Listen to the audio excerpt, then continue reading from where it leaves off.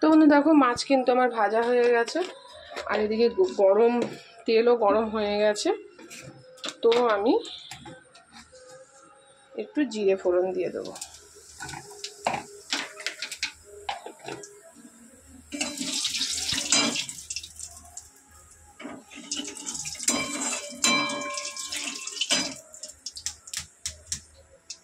কুচিয়ে রাখা পেঁয়াজ,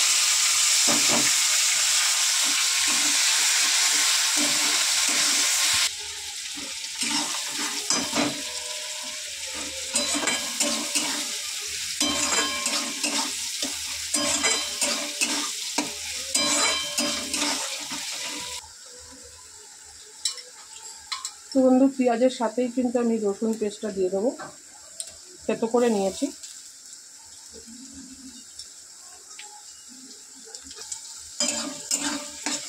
খুব সুন্দর করে ভেজে নেব রসুন আর পেঁয়াজটা। দেখো পেঁয়াজগুলো কিন্তু অনেকটাই ভাজা হয়ে গেছে।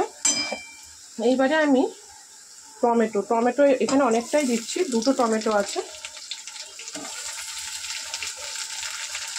টমেটো দেওয়ার পর কিন্তু আমি সব সময়ের মতন যেরকম দিই লবণ দিয়ে দেবো।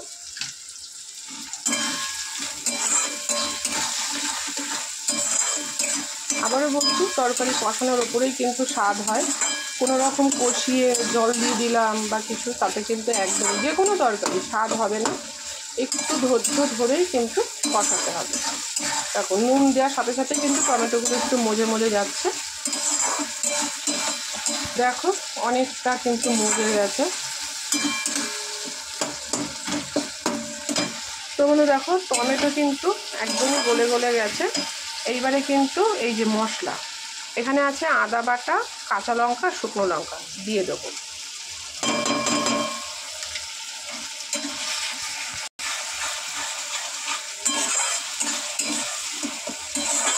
দেখো কতটা গ্রেভি হয়েছে। এই মাছের কিন্তু এরকম গ্রেভি হবে, একদম কালিয়া কালিয়া। এই মাছ কিন্তু পাতলা ঝোল একদমই ভালো লাগবে না।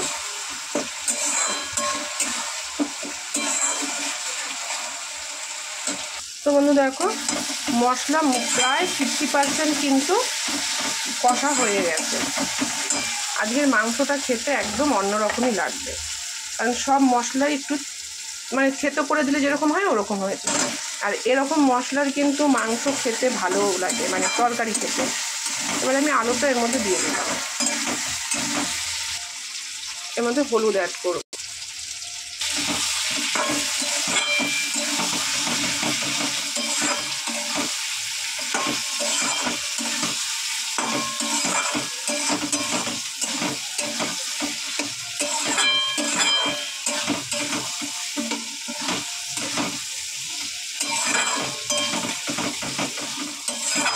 এইবারে আলুটা দিয়ে কিন্তু এইবারই হচ্ছে কষানোর পালা।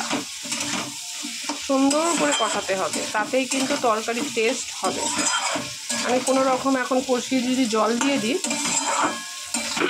তাহলে কিন্তু তরকারি খেতে একদমই ভালো হবে।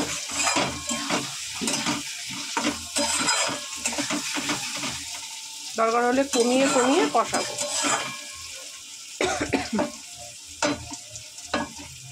গ্যাসের স্টিমটা কমিয়ে দিই, একটু ঢাকা দিয়ে দিই। তো বন্ধু বাটা মশলা 50%-এর ওপরে ভাজা হয়ে গেছে। এবারে আমি দিয়ে দেবো গুঁড়ো জিরে। এবারে নেড়ে দেবো। আমি কিন্তু এর মধ্যে শুকনো লঙ্কা আর কাঁচা লঙ্কা দুটো দিয়েছি, এই জন্য গুঁড়ো লঙ্কা দেবো না। কালারটা এসছে দেখো, একদম জুসি কালার এসছে।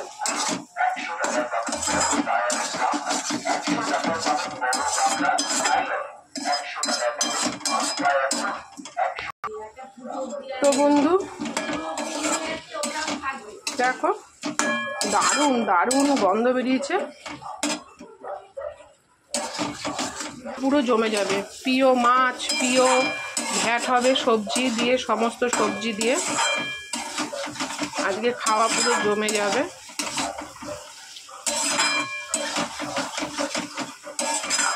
দেখো মশলা থেকে কিন্তু পুরো তেল ছেড়ে গেছে। এবারে আমি এর মধ্যে জল দেব।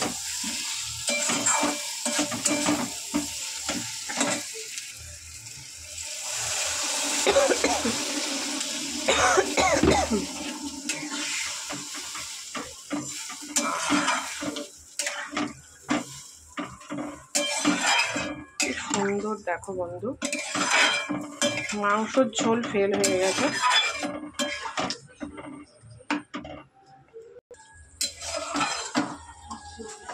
তো বন্ধু দেখো ঝোলে ঝাল উঠে গেছে। এবারে কিন্তু আমি একে একে ভেজে ভেজে ভাজা মাছ দিয়ে দেবো।